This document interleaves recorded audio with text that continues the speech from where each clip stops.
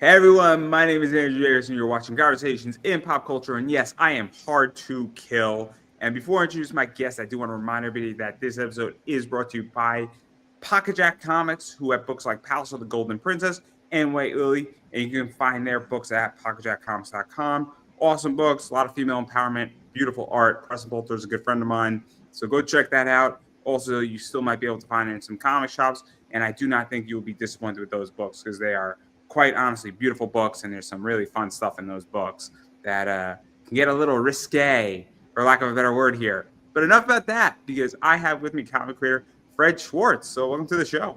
Hey, how you doing? I'm good. I have nothing to complain about, minus every other problem in the world that's going on. But beyond that, we're all good. But obviously you got a lot going on. You got a Kickstarter that I think is fully funded, or at least 92%, around that number. 92, yeah, we're very close. I believe last I checked, we were like 140 away. So everybody out there, let's see if we can do something about that today. It would be wonderful to get that bag of rocks off my back and start looking forward towards stretch goals. I've been working on some of those today, and I think we got some cool stuff in store. Yeah, we're going to talk about that. We're going to talk about that because I got a lot of questions. But obviously, you have a Kickstarter, Fisticuffs, and book 1 and book 2. So obviously, there's 2 issues, which helps in a lot of ways. But before we get into that, why don't you introduce yourself? Because there's people who know you from your last Kickstarter. There's probably people who know you on the social media. There's probably some people who've seen you at cons. But there's also people who say, hey, who is this guy here and everything else? So before we get into your book, I kind of want to give everybody a little context. Absolutely. My name is Fred Schwartz. I am a 42-year-old comic creator breaking into the industry finally at this point in time in my life. I live in Florida at the moment, originally from Hamilton, New Jersey. And the book that I am releasing to the world right now is called Fisticuffs. It is about a functional drunk whose comfortable life is derailed when a one-night stand has deadly consequences. It is drawn by the phenomenal Staniak, colored by the amazing Robert Nugent, and the letters and logo are done by Dave Sharp. They look wonderful as well. I couldn't be more proud of this book. It's been with me for some 20 years now, and to finally get it out into the world and see some of the feedback has been wonderful. So I'm excited to be here and continue to talk about that today. So let's get into it now, because obviously it's an interesting book. I read issue 1. I enjoy elements of this book. Obviously, there's some fuckery that's going on, for lack of a better word, in this book. My favorite word, my favorite word is that word. So perfect right there. But anyway, where did this idea even come from? Because obviously you have somebody who kind of just, I mean, this is the way, and correct me if I'm wrong here, my interpretation of it is got somebody who is kind of okay with being drunk, intoxicated, wants a low-stake life, low rewards, isn't asking for much, enjoys getting a little messed up here and there, but really isn't difficult in society. I mean, he's not dysfunctional, in my opinion. He's just wanting to kind of run low stakes, low rewards type of life and just skate by and enjoy life the way he's enjoying it. And shit hits the fan. So, like, where did this idea come from? Because it's interesting where we get into this stuff, because we all been there. Yes, absolutely. So it's kind of hard to talk about while avoiding spoilers. I'm going to do my very best to do it. But from a character point of view, I very much identified with this character. Like I said, I started writing this when I was in college, some 20 years ago. And I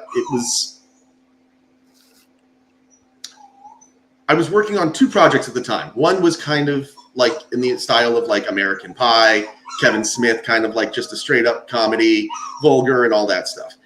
Believe it or not, this was like my sane story. This was like the personal one. This was the one that I was like, if I was ever going to win an Oscar or like a legitimate award one day, this was going to be it. I don't think that ship is going to come into the port at this point. But from a character point of view, I did want to kind of do this take on a character that, like you said, is comfortable to live a low stakes life, but you can't get away with that for too long. There's a line in a movie I liked called Moneyball, where they talk to Billy Bean and they say, everybody gets called to the adult table sometime. It's either when you're 15, some of us get the call when we're 50, but we eventually get that call. And this is about what happens when you can't live a low stakes life anymore. When you think that, like, when you think that you're not hurting anybody, but you don't realize like maybe you're playing with more fire than you realize. So it's a heavy allegorical story about a character that is on the surface not flawed, or maybe is flawed, but like isn't broken in the way that you described, right? He doesn't seem that way. But that doesn't mean there's. I'll throw something out there because it's appropriate. And I don't think the person I'm going to mind is going to say it. I don't think you're going to mind me saying it. So, Granite State Punk, Zeke is way more broken on the surface. Yeah. And I love Travis. Travis has been good to me. I love Travis too. Yeah, he's been really good to me. And it's funny you mentioned I was going to bring him up just a second ago because you mentioned your love of the term fuckery, and I was thinking of like. His latest, but I'm not a fan of Cthulhu. No, I'm just fucking with Travis. It's so much fun to fuck with Travis that way. But anyway, but I'll say his latest book and his latest Granite State Punk, I believe he opens with like a flashback to the Revolutionary War with like Paul Revere, and he's writing and he's like the British are committing fuckery. So he uses your favorite word in that way, and I remember that was when I was sold on that. For those who don't know, fuckery is a wrestling term. And fuckery is referring in wrestling to massive carnage, usually involving light tubes. That is the appropriate definition. Really, that's actually what fuckery is specifically. It's and then also a commentary. They say I have fuckery on tap. Is also a very famous line from ICW and GCW. Is I have. I was gonna say I consider myself a smark, and I didn't know that. So that's, I just learned something today. That's where fuckery became really, really big. Gotcha.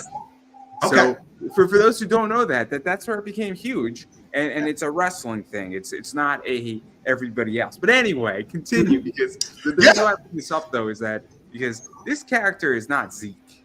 No. Up on the surface, but there's shit going on. But it's also different than Granite State Punk because this is not the same book. It's also a very different element where, obviously. So what is that like too? Because that's where it's so interesting. He has a one-night stand.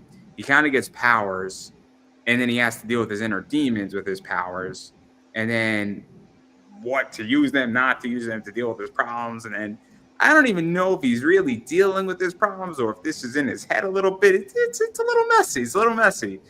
Again, I'm not ruining hopefully too much, and if I am, well, I'm sorry everybody, but this is where this gets so interesting, right? Is that we have a lot of stuff going on here because it's kind of like great. Is he trying to deal with this, and is there a light at the end of the tunnel, or is it worse, or resentment, or is he being forced to grow up? Because there's a lot of shit here in this entire book. Well, that's kind of the joy of it, right? And I can assure you right now that all those threads and things that you mentioned are all conscious, and they all bundle up together by the end of the thing, right? But getting very nerdy here. Are you familiar with the term like a topiary? Like, what a topiary is? A topiary? Yes. Again, and this is my understanding of the term. I only understood this from a screenplay I read recently. So I believe a topiary. I don't know the word. I don't know. A topiary, as I understand it, is like a tree that is growing out of the ground, and you prune it as it grows. So you don't fully understand what the tree completely looks like until it's fully grown. It's kind of like a style of I guess pruning or whatever it is, right? So that's kind of how I look. So to put this in wrestling terms, we did not understand the John Cena arc until Elimination Chamber at the end of it. Exactly. You're gonna. So again, and we're gonna, and I swear to God, if we get off on a wrestling tangent, we are never gonna get back onto it. But because we were just talking about wrestling before we started the show. It was just too good. It was just too good, everybody. But you're 100% right. That is when and also let me actually bring up one more point about fisticuffs that I've been told that I don't stress enough. Right, is that it's a 6-issue miniseries, and all 6 issues are complete in terms of being drawn. We just have to letter and color the remaining issues. So it's intended to be. We're going to talk about that too, because I'm glad you brought that up. But I want to table that side of that because I think that's actually a more business decision, to be honest. Yes. I have to do business at the end of my podcast. Oh yeah. But anyway, no. But it's a good point. But I want to get back on track with this tree you were speaking about because I think it's so interesting because again. obviously, I mean, the best stories is that you don't know what's going to happen, when it's going to happen, right? Like the plot twist swings out, right? You know, I'm trying to think of something that was like that. Shutter Island is a good example of that. You didn't know how Shutter Island was going to end until it ended, right? Right. And if you haven't seen Shutter Island or read it, great book. Was it Dennis Lane, I think, did Shutter Island, if I'm not mistaken? The movie or the book? The book. DiCaprio was the star. Yeah. Because what is that like? Because obviously, I mean, you want it to be something that when you re-witness it and reanalyze it and deal with it, that it's something interesting, right? I mean, I don't know how to say this any other way.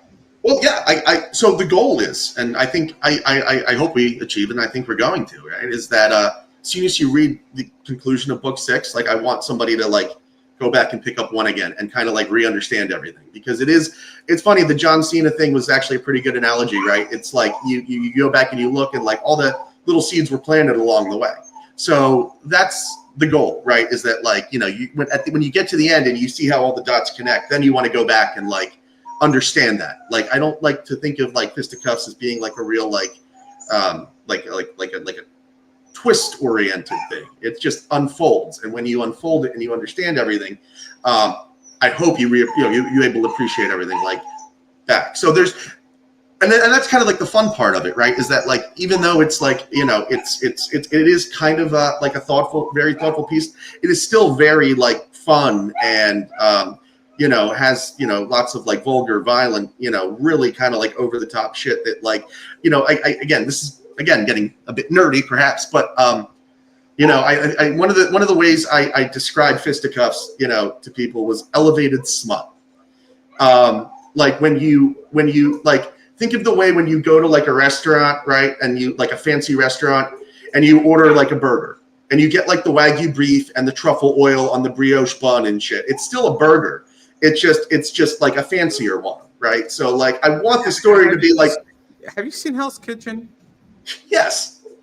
My favorite episodes of Hell's Kitchen is when Gordon Ramsay says, I want you to make me a burger, but make it gourmet and make it expensive and elevate it. And he's like, this is my burger, and I charge $210 on my menu for it. And it's like, what the fuck? Like, I'm not going to lie. I had a McDonald's hamburger like last week, and it was pretty damn good. And it's like $1 for the second one now, so you can't beat the McDonald's deal right now. The Angel Reese special, and I'm an Angel Reese mark, but that's not the point here. Oh my god, I love it. I love Angel Reese. I think she's a better player than Caitlin Clark. That's a hot take, everybody. That's a hot take. It could also be that I'm heavily invested in her, but that's not the point either. Not romantically, but it could happen. I mean, I'll put a ring on that all day. But not the point. I mean, just because she can't shoot a 3 doesn't mean that she's not a good player. I want to make that crystal clear here, everybody. Not everybody has to have a 3-point record in Iowa. It's all right. There could be other good players, too, in the league. Just look at The Miz in WWE. It's all right. Oh, The Miz. He's a Hall of Famer. He's going to be. And, like, honestly, the thing that I like the most about The Miz, even though, like, I feel like his character is his wife. Hasn't changed. I'm sorry. That was too easy. I was gonna give him credit for his. Stop it, buddy. I was gonna give him credit for his perseverance, right? Because like nobody wanted him there when he started out. Like, you know, the legends of him being kicked out of the locker room and bullied and like, you know, whatever. And like, and it wasn't until the Undertaker said you could come back in. Really, the Undertaker was the one that brought him back in. Undertaker brought him back in, and nobody gave him shit ever again. I love the legends of the Undertaker in the locker room. Like Wrestler's Court is some of my favorite stories. Like, you know, where he sentences people to pay people off with beers and things of that nature. Like, feels very Undertaker to me. No. But getting back to your book, right? Yes. So obviously, I mean, I read it. I have an idea where it's going. I get that we're going to be dealing with a lot of crazy shit, and so obviously, I don't want to ruin too much here, but. What is this like? Because you used the phrase like elevated smut, right? Yeah. So obviously, I know when something is well done, right? And I'll drop something that's old school, that's wrestling related because everything's wrestling related. a good version of elevated smut is hotel erotica. And if you don't know what hotel erotica is, Candice Michelle was on that, and really I interesting. don't. I don't know what that is. I don't know how to explain it, right? And I'm trying to explain it best. So it's a well shot pornographic but not pornographic HBO thing. Okay. Like that was like 6 episodes, and it's legitly the definition of elevated smut, right? Okay. Because it's well done, well shot, high quality. There's story, there's a lot of stuff in there, but it's also still smut. And so I find this interesting because there is something to be said about doing that well. And look, I love Pat Chan, but Cheeky Comics is adult. It's definitely 18 plus. I'm not saying your book's not 18 plus, but I don't view your book as cheeky comics, right?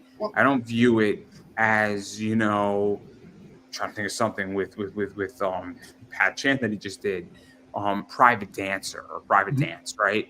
That to me, Sunstone's another one, right? Sunstone's another one where that's adult comics. Like this is not that same vein, but it's definitely got elements of it, and I think there's something to be said about doing elements of that, but also not going deep overboard because I've seen that too, and I'll be honest, half of it's good and half of it's bad, and it's rough in comics. Well, honestly, I got a comp in a review recently comparing us to Pat Chan, and I was like thrilled. That was like flat. It was like so flattering, and like I was over the moon to get that comp, man, because Pat is phenomenal, and like he's living the Kickstarter comic stream right now, and he's so talented. Like like that comp, But I think where you're going with this, right, is like and it's kind of like of the in the vein of like the stories that like I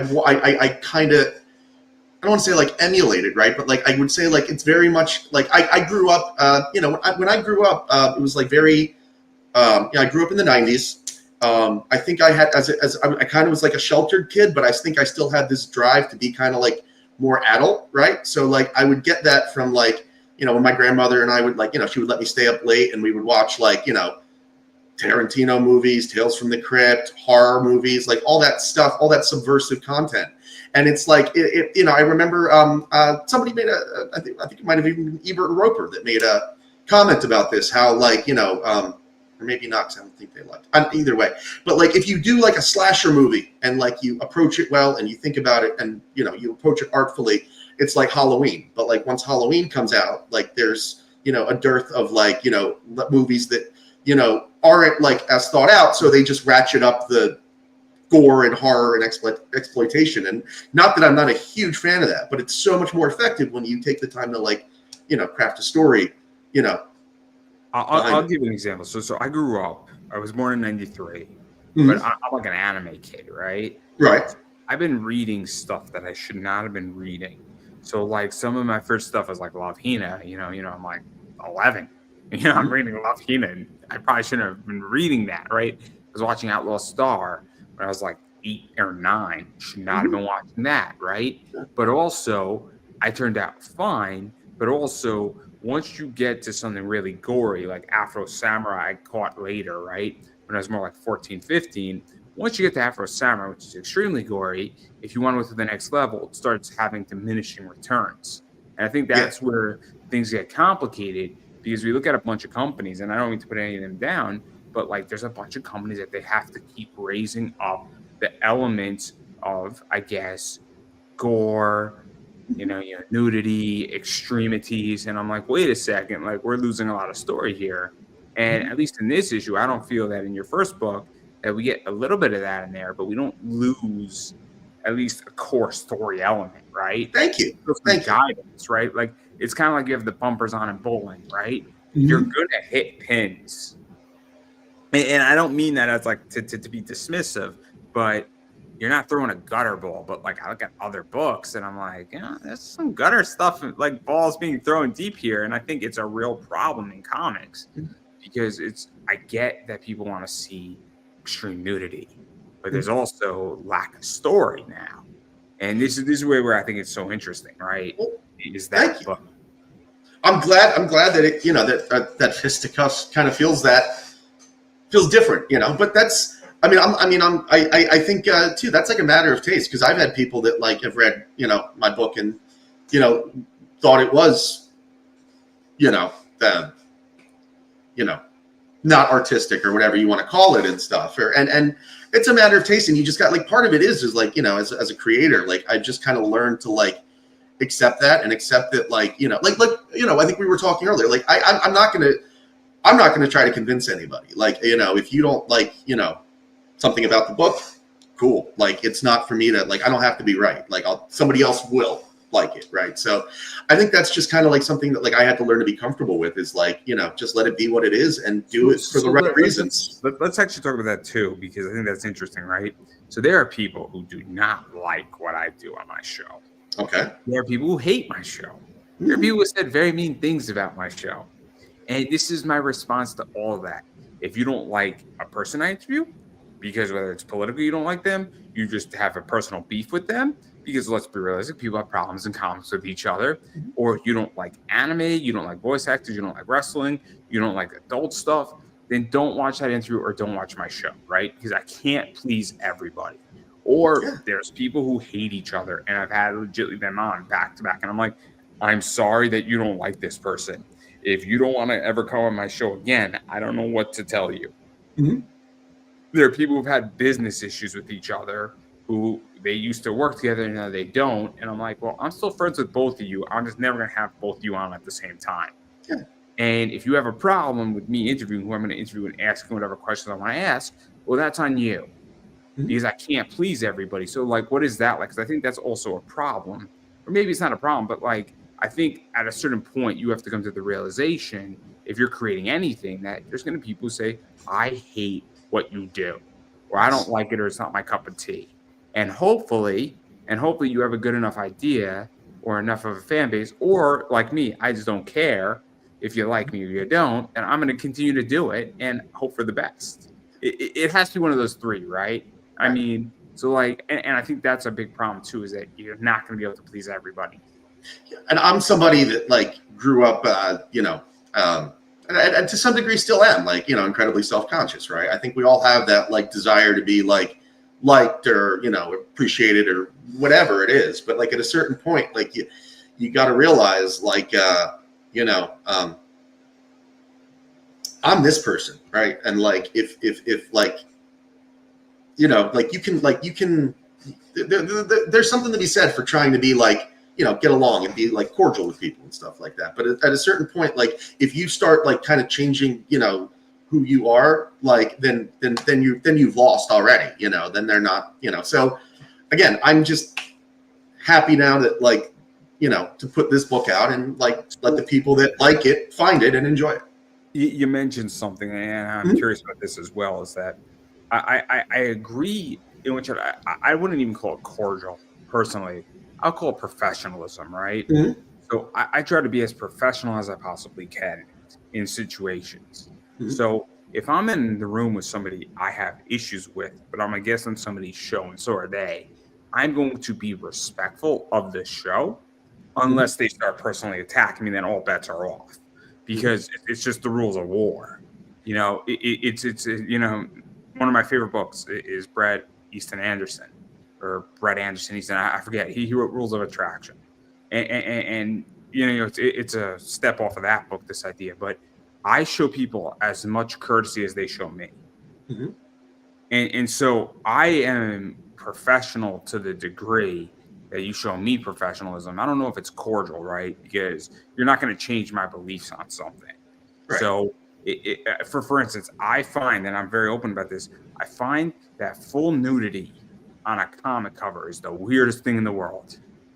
I find that it's off-putting, to be quite honest. Okay.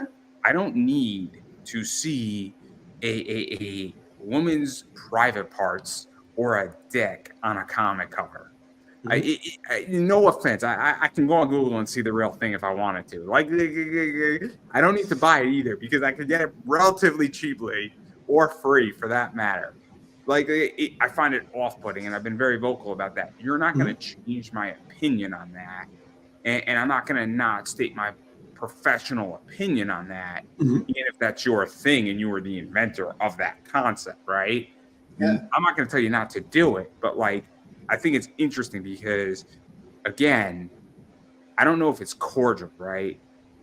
I just think there's professionalism, and I think there's lack of professionalism, and that's where I think this gets so complicated. I think everybody is just making things so much more complicated.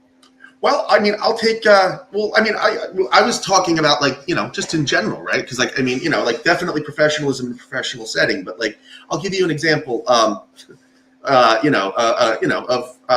Cordial or so. I went to a comic book graphic novel club recently, right? I go from time to time, and they were doing Daredevil Born Again, which is my favorite comic of all time, right? Like I absolutely loved it. Like I've read that comic probably more times than any book ever. Frank was a huge inspiration on me, when I met him, and he kind of like that was one of the biggest days of my life. Like it was anyway. So I sit down there, and like it's like 6 or 7 people. It's pretty much all strangers, nobody I know. So we're sitting there waiting for the thing to start, and I just blurt out, I'm like, man, I am so excited for this because this is like my favorite comic ever. And like all the young kids kind of looked at me with like eyes, and they're like, really? I'm like, yeah, you guys don't. And the one girl was like, oh, I couldn't get through it. Like all this stuff about, using, abused women as plot devices. And she didn't, appreciate that. Another person was like, well, this is a problematic definition of a problematic fave for me. And like all this stuff like mortified me because I was like so confident. But at the end of the day, like cordial respect, like I don't have to try to convince anybody else. And like, I don't necessarily, even though I love Born Again, I don't necessarily disagree with them. Like if they feel like Karen's story read as like exploitative, that's fine. I didn't gravitate towards that element of the story. I gravitated towards the way, you watch a character that I love fall apart and pick himself back up again. When I was in my 20s and I made mistakes over and over again, that was the story that made me feel good about myself again and like kind of whatever. So, I have a very strong opinion on that. But I'm totally cool respecting other people's and appreciating their opinion as different from mine and not feeling the need to be like, defend the book or Frank or Karen Page. Like it's what it is. And I can love something and for those reasons and still be okay with it. Same thing with like, stuff created by problematic artists. There are some artists that me personally, I'm not going to make a list of who I did. There's some that like, what they've done. I just don't want to enjoy their stuff anymore. I can't or whatever. But most, people and stuff like, there's some that I can appreciate the work for. It's just a case by case thing. And you just take it for what it is. And I try to be cordial. I can separate those. See. It's funny you mentioned about problematic artists, musicians, people. I can separate music and artists from people, right? It's very hard when somebody is tied together with me because I can separate a product from a person. Yeah. So I'll give an example, right? And I might get shit for this. American Beauty. I love American Beauty as a movie. I love House of Cards with Kevin Spacey. Now, Kevin Spacey obviously is a very controversial figure, and supposedly he has problems, and there's things that have come out. And, but I can say American Beauty is an amazing movie. Or Kaiser Soze, The Usual Suspects, right? Is the movie brilliant what he does in that movie. So I can separate the skill of somebody and what they've done. Same thing with, Ric Flair. If we want to go back to wrestling, I mean, the plane ride from hell. I mean, what are we fucking kidding ourselves? Ric Flair is not a great person. I mean, Ric Flair, though, is one of the best wrestlers ever in society and will be and is amazing, right? So I can separate. Hulk Hogan's another good example. Hulk Hogan is instrumental to wrestling, but Hulk Hogan is a massive problem. Okay? It's funny. Two of the 3 people you mentioned there are just people. Actually, no, I'll take that back. 2 of the 3 people there, I can still enjoy their work. One of them, I'll be honest, I don't like to name names, but this Kevin Spacey's never going to care. I personally can't enjoy Kevin Spacey work anymore. I've just heard the stories, that from what I've heard of them, and I find like something like American Beauty, where you're supposed to be rooting for him. I find that hard to enjoy anymore. I can still watch Seven, but that's that's whatever. I never saw House of Cards, so I can't weigh in on that. But like American Beauty, I struggle with. I find it hard to find him as like somebody I'm rooting for, kind of knowing what was probably going on.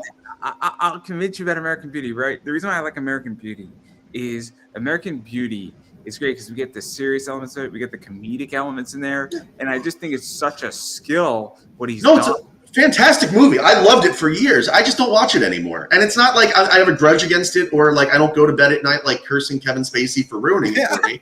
I just don't go back to it because I don't really want to enjoy this dude right now, and like life's long, opinions change. Hulk Hogan, I'm not a huge fan of as a human being at all, but I can still go back and enjoy like his matches because of like what they meant to me when I was young and because of like that time period. But I just, as a person, I can't. Like Hulk Hogan for me is just odd.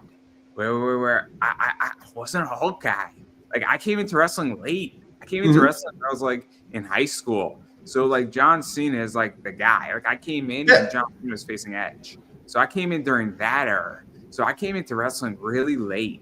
And so like the people who I like are there. And then you go a little bit back, but like, like John Cena and that stuff, like the Hardys, Jeff Hardy's single run, and then I went to an Impact run. And then, all these people on Impact who came over to WWE, like Karrion Kross, I was interacting with a lot on Twitter. I love Karrion Kross. My friends used to tell me that I look like Karrion Kross, and when I had hair. That guy is savage. He understands Twitter so well. So he's somebody that I want them to get right because he's got a lot of potential. He's so good. He's so good. And his impressions are phenomenal, by the way. If you've ever seen him do Jesse Ventura, perfect. I want him and Braun Breaker intercontinental title matches. Now, I love Braun Breaker. I mean, I don't know. Gun to my that just feels like he's just like related to a Steiner. I don't get it. He is. That's the joke. Okay, Jesus Christ. You scared me for a second. I'm like, this dude seems sharp all through the interview. And I'm like, he knows that, right? I was just going to say, the Steiner brothers are probably... I'm so sorry. It was too easy. It's like I make this joke almost every Friday night. Like my co-host says, why don't they just call him Braun Steiner? Yeah. That's my co-host's joke every Friday night. So one night, instead of before he said, I said, this guy looks really good. The unfortunate is that he's just not a Steiner. And my co-host just started breaking out of laughter because it was just so timed beautifully. But I have like right over there the Braun Breaker action figure, and it's the one that I got, the one with where he's actually wearing the old Rick Steiner tights with the numbers on them. So you see, I'm so pissed because I before Cora Jade got signed, I was trying to get an interview with her as Elena Black, and then obviously they're dating. And I love Cora Jade. Cora Jade is great. She is. Her friend is so much better though. Like I feel like she gets lost because God, Roxanne is good, man. She's gonna be like a mega star. To interview her too, and I blew that as Roxy. Yeah. Oh man, she's so good, man. She's got a bright future. I hope. Honestly, I was pulling for her to win the Rumble. I wanted her to win the Elimination Chamber. I've always, as a long-time wrestling fan, I always love that like rocket, like nuclear push they give when it's like somebody that's. She should have won. I'll tell you what. In which Charlotte Flair wins, and this is how you know it's bad, right? So I sell a lot of cards. Those Charlotte Flair cards that I have, they're just not moving, and they're like worthless. So I have a limited 10 parallel Charlotte Flair card. Mm-hmm. It's like it should be if it was Roxanne Perez. The Roxanne Perez limited 50, and I have 2 of those. And then now you're convincing me to keep my second 50 of that. So thanks, man. It cost me $45. So this is your fault. So I was about to list it after this interview. So what it is though is that the Charlotte Flair limited 10 is selling for like $15 above the limited 50 of Roxanne Perez in my eBay store because nobody wants the Charlotte Flair. cards. The problem with her is she's just not changed her gimmick for 10 years or 15 years, however long it's been. She's done nothing to freshen herself up, and it's like I don't care anymore. Like I'm kind of over her character. You look at Bailey, she's changed. Yeah. We look at Becky. Becky was the man. So Becky Lynch was this Irish lass kicker. Mm-hmm. Then it was in the background, and then she was the man, right? And that's Nia Jax in a lot of ways. Because Nia Jax busted her open, and then she came. She said, "I'm going to pay you back," and basically, I forget what it's called when you pay somebody back and give them receipt. A receipt, yes. So she gave Nia Jax. I didn't know fuckery, but I got receipt. Damn it! It took me a while. My favorite moment is when Randy Orton talks about when the Undertaker gave him a receipt. That was funny. I love stories about young Randy Orton in the business. Like he almost fucking died, which is crazy. What? You hear that one? Which one? That he almost died and he like pretty much overdosed.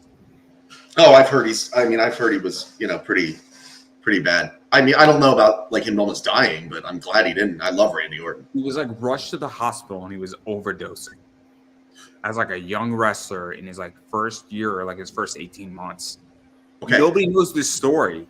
And then it came out in like a WWE documentary. It's like, what the fuck? What the fuck? One more deep cut here, since you mentioned that about being rushed to the hospital. Did you ever see, it was called WrestleMania the movie?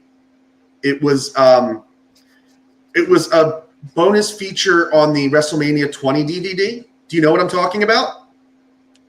I watched WrestleMania 20 in the DVDs. I didn't even know this was a feature on it, but continue, please. WrestleMania the movie. It's like it's just a behind the scenes documentary of like all the things that were happening at WrestleMania 19, and it's insane. Like Stone Cold Steve Austin almost had like a heart attack the night before. He like went to the hospital and like still showed up to wrestle. They showed Brock Lesnar like behind the scenes after he almost killed himself with the shooting star press, like screaming at people, and like Shane McMahon's there trying to calm him down. Like it's insane, all the stuff that like you don't realize that goes on like up to the show. And it's crazy that they put that out on a DVD, like kind of aired their own dirty laundry like that. Like it was kind of crazy.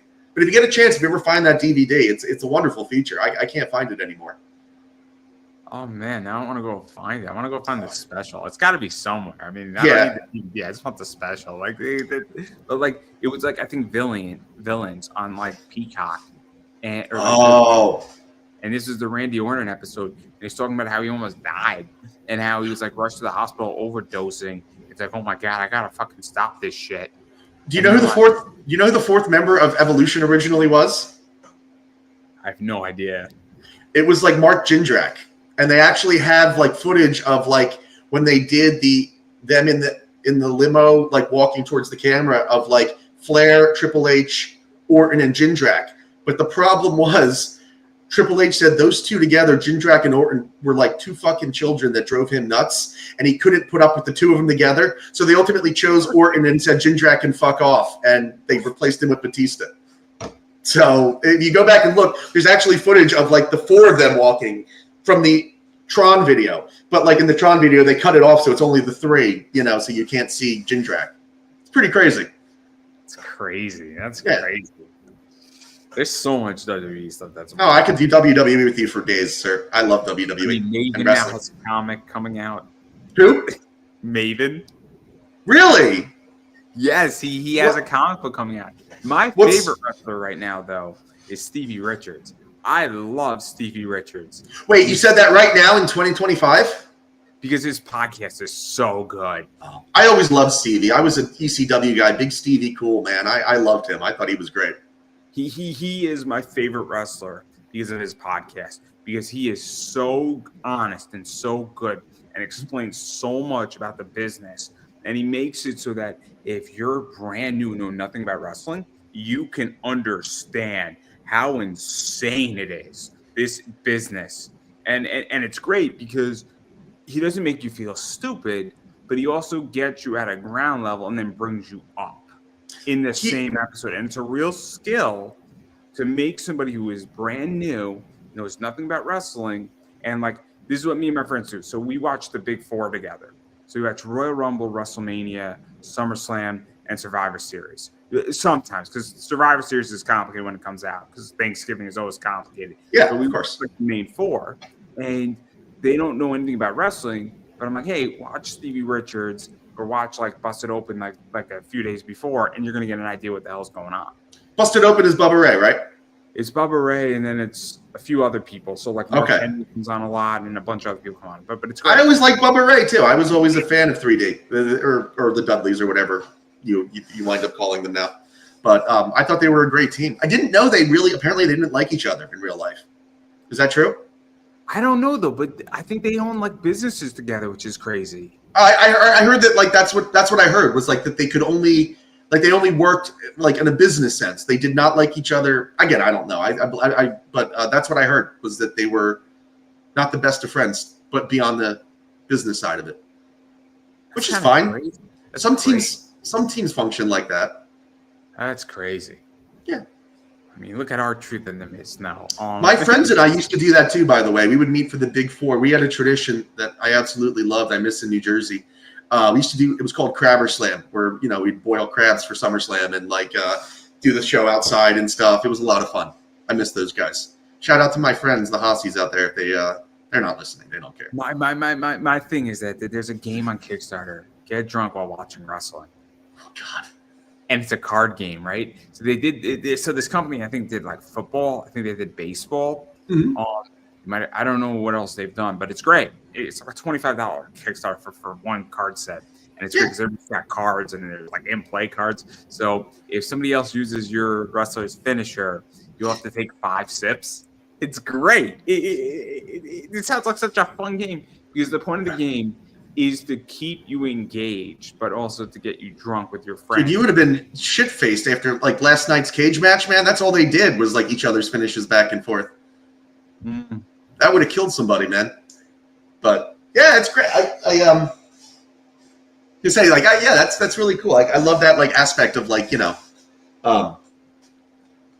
event aspect of it. Like we used to have a thing that we used to do when, shit would get really crazy and stuff where we would like rate a move. And, like, I would take that bump. I would not take that bump, so.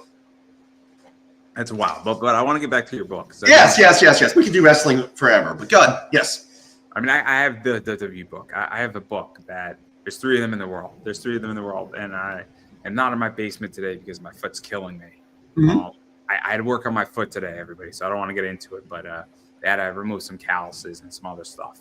But anyway, I have the wrestling book. It is the 4 Horsewomen, Charlotte, Becky, Sasha, Bayley, and the Bella Twins, all signed on a graded comic book.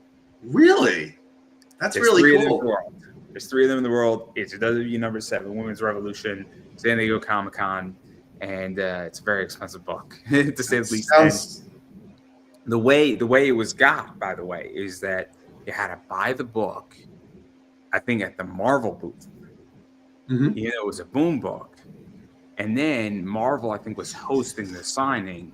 And so then you were entered in, and of all the people who bought the book, then a bunch of people got those signatures for free.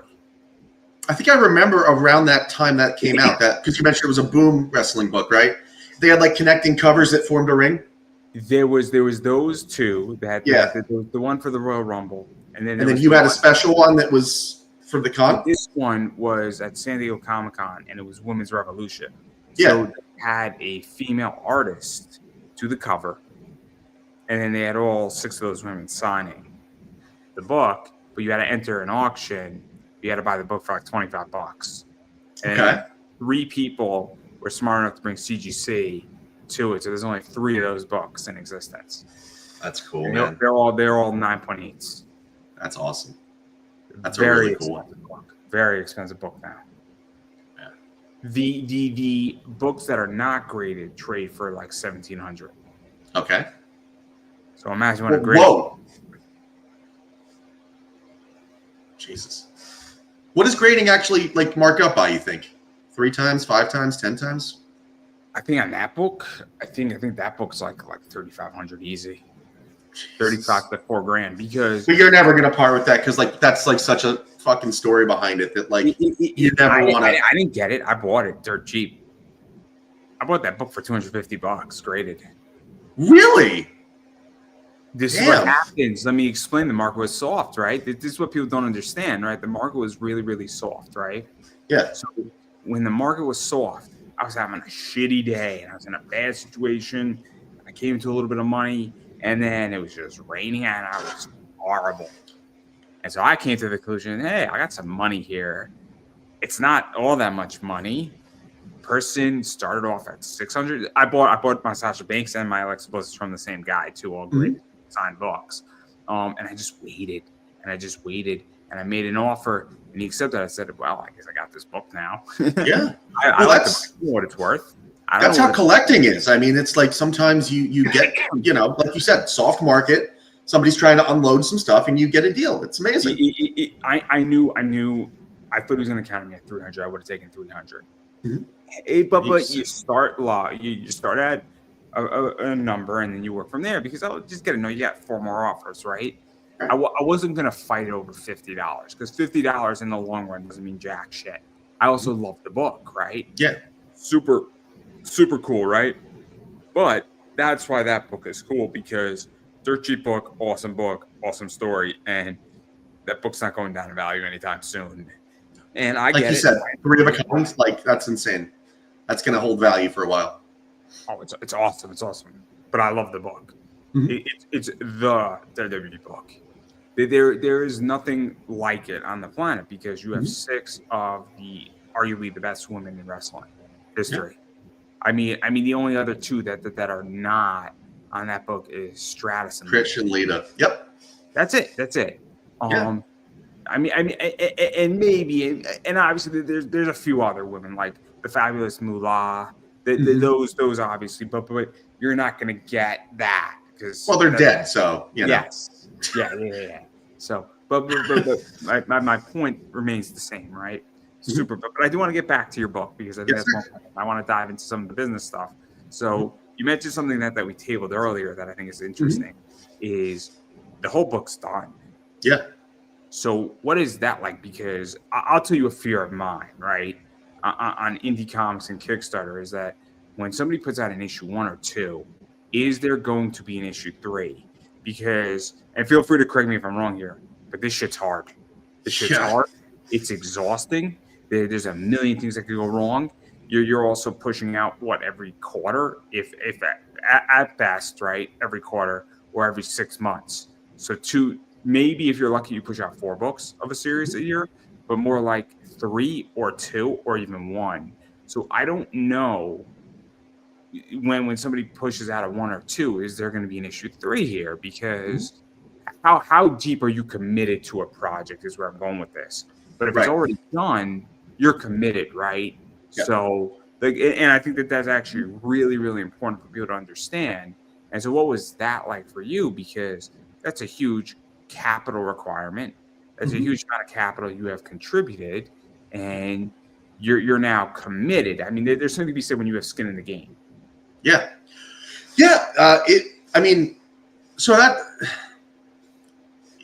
So my first comic, I didn't do a Kickstarter for. I didn't really understand. I didn't know. Yeah, I just didn't know what the comic industry, how people got stuff done, right? Like but all I knew was like I wanted to, do a comic, right? And the first comic I did was a book called Hard Body that is actually now completely rewritten, and it will be redone hopefully after Fisticuffs is done. But I did 1 issue, and I was like, okay, I'm going to put it out in the world and like see what happens. And a lot of stuff just happened in my life around that time that all kind of like kicked me in the teeth, and I didn't know what to do and where to go. Like I had a pet die, a car broke down completely. I didn't know where, all my plans of like going to the shops and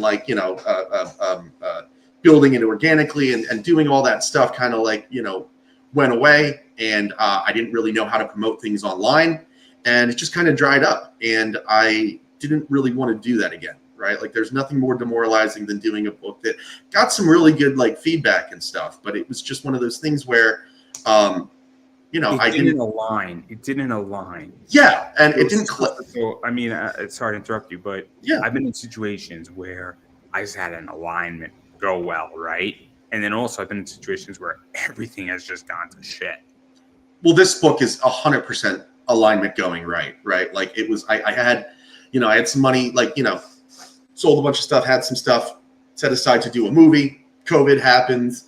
And I was like, I wanted to do this comic, and I just kind of like I found Stan, which was like the greatest thing ever, right? Like, to find somebody that, elevated what I gave him, was so like sense of humor's like in sync, like, right mindset for this book. Like I couldn't have, there's like, if you told me like, hey, you can, like, there's just nobody in this world I can even imagine ever doing this book with again. I don't want, like, no hypothetical, nothing. Like Stan was like the perfect effing choice, which led to Robert, which led to Dave, and like everything just lined up. COVID happened, I had some people help me along the way, because money was not, people weren't going out and spending. People, it was just like train track. And the crazy thing about this project is it started 5 years ago.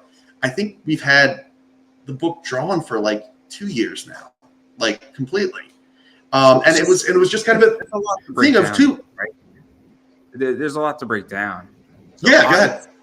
Well, one of the things is that, obviously I have a 9-to-5 job. And I think part of the reason why I was hired is that obviously I have a certification and I work in accessibility and I have that background, but also I fit into the team that's already assembled. And there's something to be said about fitting into a team. And with comics, and I was speaking to somebody 2 weeks ago about it, and he's a photographer and he does these shoots and with a bunch of cosplayers. Really cool people like Faces by Rachie, Steph Sugar, really, really cool people. I almost had her involved with Fisticuffs. I just met her at a con and we were in talks, but it didn't sync up. But Rachel's great. Faces by Rachie. Yeah, love her. Shout out. I don't know her personally. I never had a conversation with her. Very sweet, very nice. No. I have nothing bad to say. I just don't know her. It's full disclosure. No problem with her. Except right now her books are soft. But that's not the point. That's a different problem. For a lot of other things. But anyway, but one of the things is that what he was explaining is that when he goes with like 6 to 8 girls, picking the wrong girl could ruin the whole trip. Yeah. And so when we talk about teams and finding artists and finding people you can communicate, I think it's really important. So what is that like too? Because Stan seems like, hey, I know what you're describing is that perfect fit for the book on an artistic level, understanding level, probably work relationship level, probably doesn't, hey, this is not what I need for this scene. Could you redo it? Because if you don't have the right artist, it could fuck up your whole book in a lot of ways. If you don't have the right colorist, it could fuck up your whole book. You don't have the right letterer. He was so the right guy that I couldn't have like. I mean, there's so many things now that I look back on, and it's like, God, just like, lucky, like serendipitous, and also like, because I'm sure you hear this too. I have friends, and I'm not going to name names. They know who they are, but they've had rough outings with business partners, with writers, artists. Things have gone south. There's been arguments. There's been a lot of money taken, a lot of money wasted. There's been a lot of crazy shit that I've heard, right? And that's because when you have partners, if you don't pick the right one, it could end badly. And I'm sure you've heard that story too. Yeah. So, Well, I before I did comics, I did do like student films and things of that nature. And and it's funny. I after the show's done, I'm gonna send you a link to my first web series I did, so you can first of all see the quality of it and understand the context of what I'm talking about here. But it's a wrestling show, and it's a great idea. I'm gonna go back and do it one day. It was about a group of friends in their 30s who are all sick of being adults, so they all quit their job, pull their money together, and try to resurrect their backyard wrestling federation. It was called Back to the Yard. So I got a better idea for you. You just make it a video game. Just make it a video game. Take the concept of backyard baseball, which is Oh my, awesome, right? When you got your yes. cereal back in the day, you got the CD. Oh, it was great. You're eating healthy cereal, and then you put it into your computer, like, I'm going to be pitching, and you got the wheelchair pitcher, and he's the best player. Oh, it's great. The wheelchair pitcher? You like the wheelchair pitcher, for those who don't know, was the best pitcher in backyard baseball. I don't remember that. I don't backyard baseball? Absolutely. The game. I don't remember that. It was such a friendly, accessible, promoting game, and nobody talks about it. It's amazing. Like, and that's how I can say it. The way I can say it is that nobody would pick the wheelchair baseball pitcher. I'm like, you're all wrong. His freeze curveball. Ooh, nobody had that thing. How stupid was I? Like,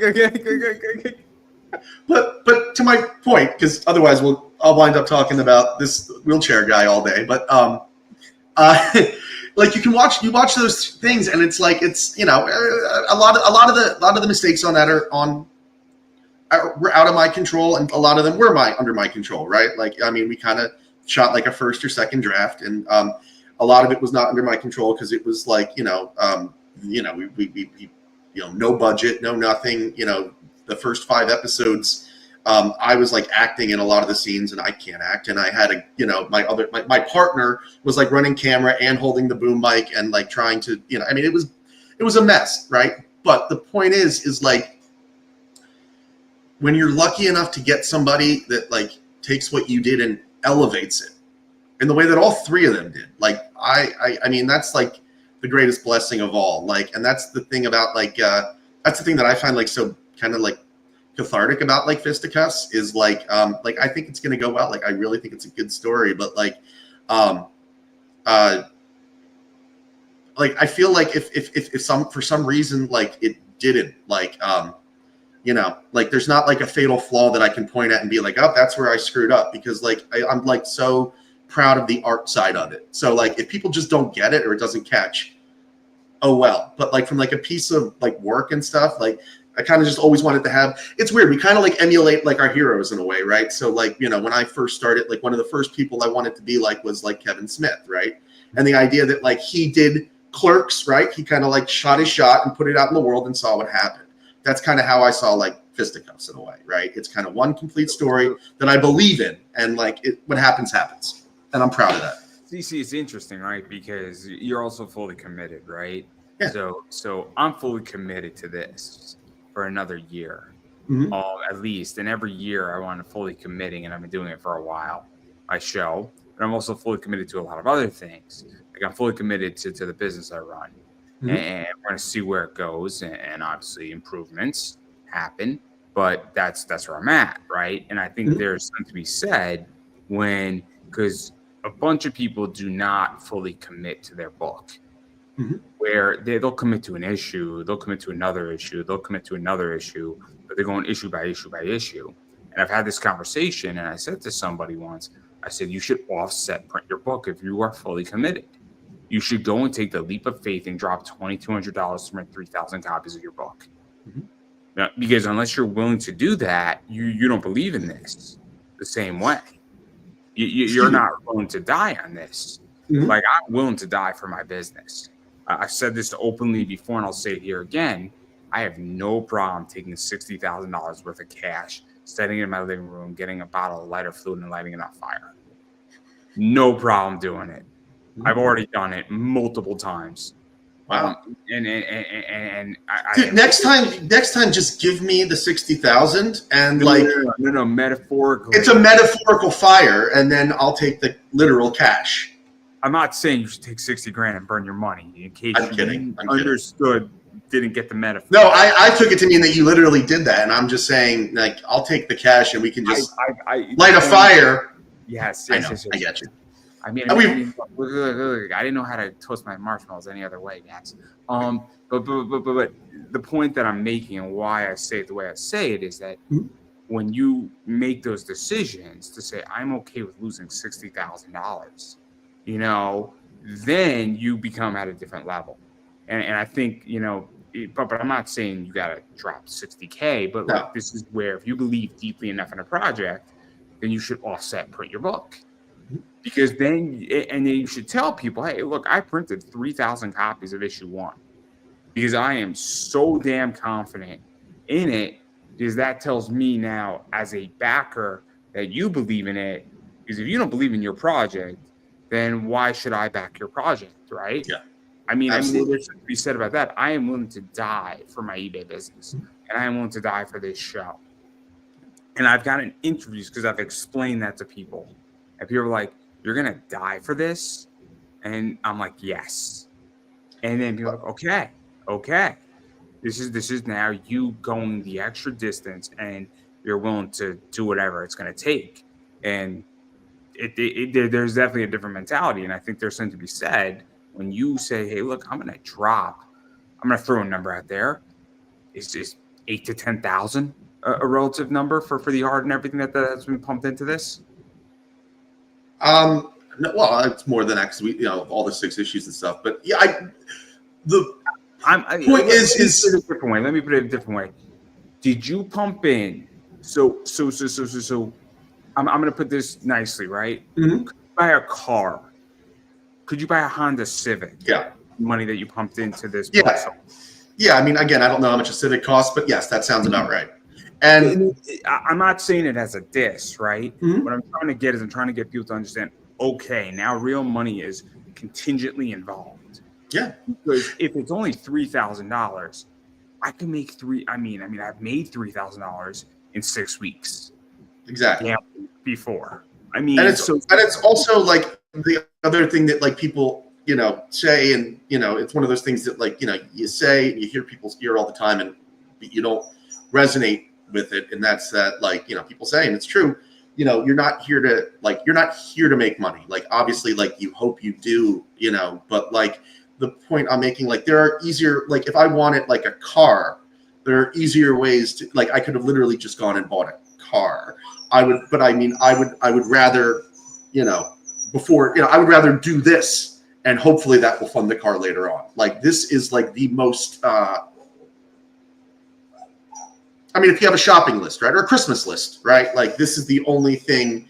Like, anything else kind of comes secondary, right? Like, you have to kind of like put yourself out, even like, and here's the thing, like, it's also action too, right? Like, even the last, like, calm down, buddy. Even the last like 6 months of like, just kind of, once you decide that, like, because I was, again, same thing. I was kind of same thing that happened with the last book. I was kind of floating around and I didn't really know what to do with the book. I was like, should I try to, pitch it to somebody? I made a couple of contacts with people, and like, I basically like wasted a year like waiting to like hear back from people, like to see if they were going to like suggest something, because I was still like new to this and stuff.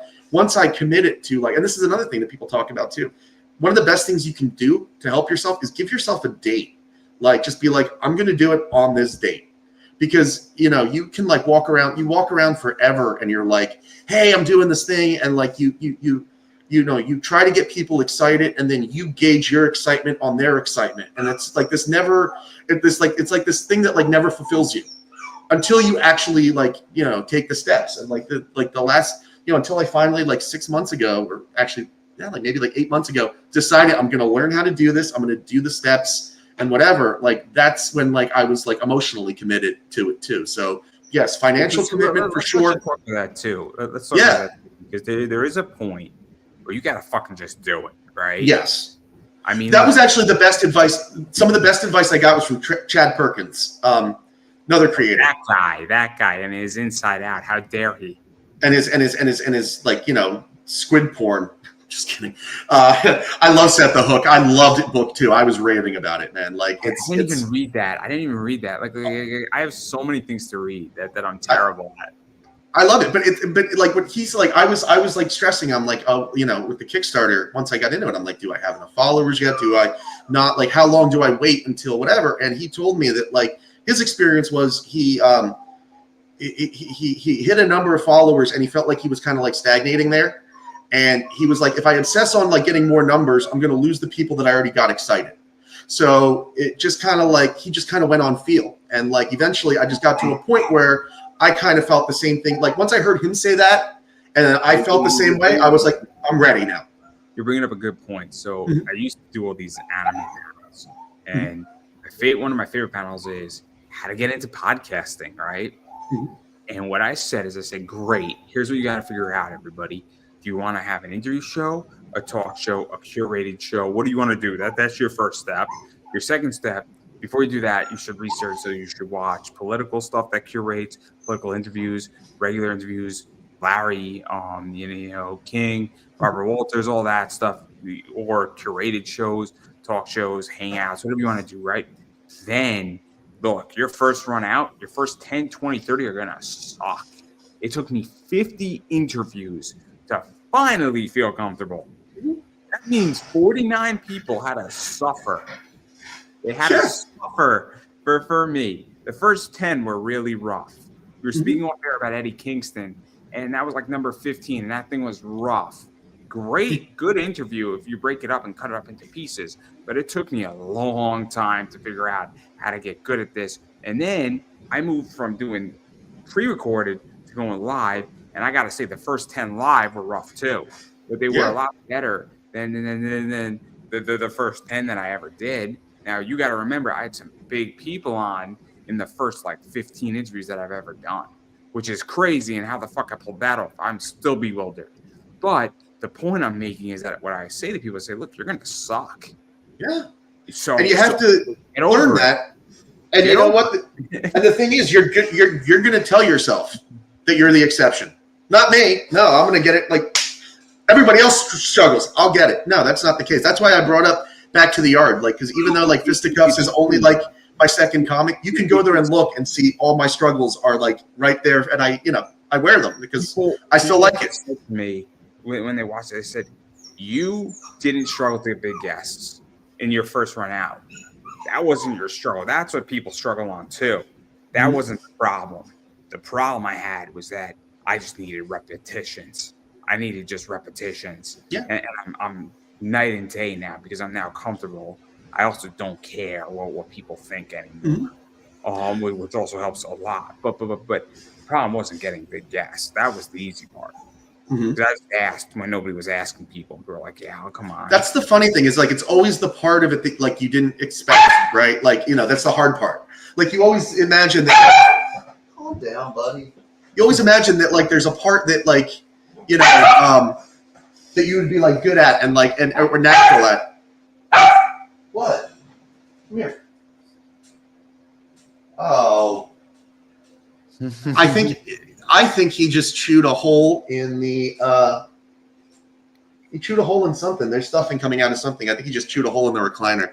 This is what happens when like he doesn't get attention. And the funny thing is, his name is Parker. Because when I first got him, I was like flirting with like names to get him, and like I had a little bed for him, and this spider was kind of crawling into the bed, and I stopped at the last minute. But I'm like, oh, Parker, like Peter Parker, they would fit. But the other added side of it is like when he's bad, Parker, what are you, deaf? Called you twice. I can get to be like do my J. Jonah Jameson impersonation and like call him. But my dog is called Hope. Okay. Her full name is White Christmas Hope. Okay. So Hope is a simple name, and it's one syllable, and dogs tend to respond better to one syllable names. And she's just a sweet animal. She was born in like December, like I think like December 11th, 12th, 13th, around that day. And so it's like joy, hope to the world, all that stuff. And she's great. And so she's like a sweet little animal. So that's why she's called Hope. But and then I know you told me about how much you love your pup. They're the best. I love that thing. Expensive dog. She's an expensive dog. He just got a bath a minute ago, which he didn't like. But it was fun. He was like, he fights you tooth and nail, and it's like it's such like a microcosm. But you're like, how do people do kids? Like I can't imagine it. Like a dog. A dog is the right amount of handful. She doesn't mind like a shower. She doesn't mind it. Oh, he hates baths. That's his thing. He hates that more than anything. He does not like to be wet. But then we got a blow dryer. So she likes the blow dryer a lot. He does not. He does not like that. I do that with him, but he does not. But she's terrified of the ocean. It's so weird. So she's only seen the ocean once, and the waves freaked her the hell out.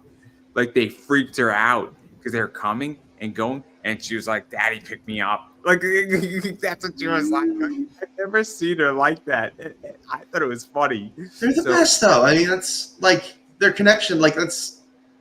I always remember, like when I first got my dog, somebody described the phrase as like imprinting, and it's like I love that. Like he's imprinted on me, and like I'm imprinted on him. It's great. Like that's. But in her defense, if I forced her into it, she might have loved the ocean. But she's never seen it before, right? So naturally, she'd be terrified. It's like the first time she went down into my backyard and it was fenced off. She had no idea that was hers. She had no idea. And then when you force her down, and then she was going down the stairs, she turned out to love it. But she didn't know, but she was scared because she had no idea how to do it, right? It's not because she was abused or anything. I mean, you got her when she was a puppy, and she's been loved all her life, but, like, she just never had that. So, like, it's funny, but that's a massive aside, but I do want to get back to your book and Chad Perkins, because it's like, there's a point where you just have to do it, right? And you have to of it, and because if you don't, you're eventually gonna wind up like hurting yourself. There is a sweet spot of like, people are interested in whatever, and like like that was his advice, was like, I'm gonna lose if I try to gain more people, I'm gonna wind up net losing people. And I was like, that makes sense. Like, you just kind of got to go with it. So to even talk about that though, because obviously Kickstarter is a complicated space now. Mm-hmm. Where I think Kickstarter is complicated to the point where you have a lot of projects on there. You have a lot of people doing a lot of crazy stuff on Kickstarter. You have more people than ever.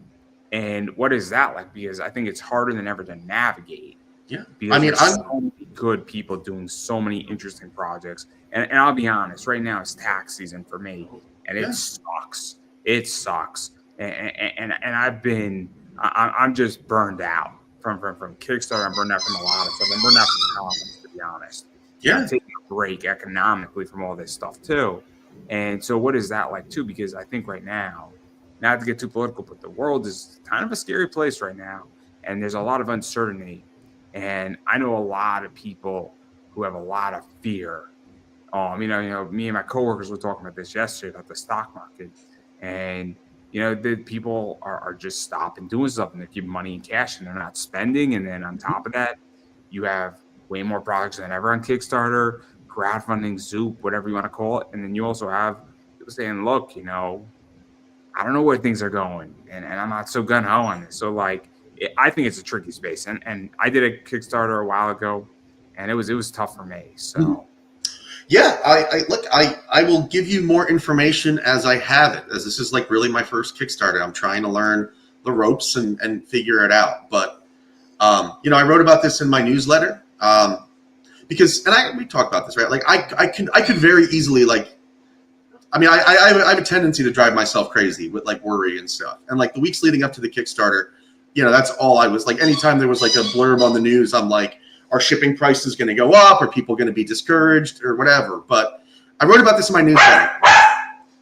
Stop it, buddy. He really just wants, he's hiding the ball in a towel now. So I'll dig it out for him. There you go. Anyway, I wrote, again, in my newsletter, I talked about this. When I was doing my wrestling show ages ago, I worked in a gym at the time, back when I was really fit and, into all that. And this is the best advice I ever got from somebody that was completely naked while giving it. But somebody stopped and, we were having a conversation in the locker room one day. And he said that we go into battle with the army we have, not the army we wish we had. And that always stuck with me, right? Like I could sit around all day and try to second guess how things are going to get better or worse for Kickstarter. I can try to, kick myself, and I have kicked myself for not doing it earlier when things were maybe steadier or safer. But right now I'm just in it. And I can't do anything about that. Right. Like I can't, even the stuff that you talked about, like the climate of the world and all that stuff. Like it's very easy. I like to follow all that traditionally, but right now, while I'm trying to do this project, it would drive me nuts. So all I can do is handle what's in front of me. And that's this project and try and keep promoting it and just keep fighting. Let me ask this because Is it also the idea that you already paid for the art? I mean, you're the writer. You paid for covers, or a majority of them, or you're paying for the covers as the books come out when you need them, right? Um, but the majority of this project is already covered, meaning Mm-hmm. the art, the lettering, the coloring. That should be the most expensive elements of this, if I'm not mistaken, minus printing, of course. Well, I'm on that. Well, that's what the Kickstarter's for. The Kickstarter will fund the printing and all that. So yes, So, I'm on the back end of it. But so there, to some degree, there's less pressure because it's not like you're running this Kickstarter and you need to raise $8,500 to cover part of the art that isn't completed yet. right. And Well, then there's absolute pressure in that. Like I'm trying to like begin a career here and like keep whatever. Like I mean, again, that's the pressure is that like that I was saying a minute ago is like I wished I'd done this 2 years ago, because then things would have been more stable and I would be in a better position now. But I'll give you an example. I'm not going to use names, but I know somebody who needs to cover like 6,500. Yeah. Because they need printing and they also need $2,000 for art. Mm-hmm. And that's a big difference because to get 6,500 and pump out 6,500 is very different. And if all the art is already done, everything is covered in that regard, and then you're just covering printing, then you just need to sell a lot of books to make up and recoup your money on the back end. Oh, yes. I mean, I've got a huge head start. Like when COVID was going on, like I got a lot of help from my mom when she was still with us. And like, that was the best kind of like head start, like gift, like that anybody like gave me. Like when I, started the project and I hit a block, like she just, scooped me up and like, by the time, like, and again, there was a lot of stuff going on in the world. Like Stan lives in Russia, so there was a lot of like pressure to like make sure that like I'm in my head, I was like, I just want to make sure that we, get this art done, and like I had all kinds of like fears and uncertainties, and like they were most of them were like misplaced. Most of the things that I was worried about. It's again another old adage, right? It's like the wisest man, given all the time in the world, will never be able to prepare for the thing that he never saw coming. It's that kind of thing where it's like you spend all this time worrying about like this is going to go wrong or that's going to go wrong, and you're not like actually doing the things that you could have been doing. Like this could have been a shorter path on my end, and it's my fault, and I'm going to kick myself for it, but I'll do that later. Like right now, it's like I'm in it. Do you also feel, and feel free to tell me to be quiet, but there's plenty of stuff that I wish I did, right? Oh yeah, years ago. But I also think that now I'm ready to do stuff. So absolutely. Me 6 months ago, I wouldn't be able to do this right now. Like I kind of hit like a low point where I'm like, I don't know what to do, and I was like a mess. And then I just relearned. I just did the things that I learned all the stuff that it's weird. It's like, and I'm a recovering addict, right? Like they say that like addicts always try to outsmart the easier, softer way, right? The easier, softer way was to just start from the beginning and like learn how to do stuff, learn how to, do a newsletter, learn how Kickstarter works. I remember like I was all panicked. It was like, okay, here's a good one. You've seen My Cousin Vinny? Oh yeah. Everybody's seen that. It's great. Hey, you know the scene where he's like all proud of himself and he's like, I went to the counselor and I got him to give me all his files, and he was like so proud of himself, like he did something. Like 6 months ago, I'm like running around like drowning, like how am I going to do Kickstarter? Where am I going to get this information?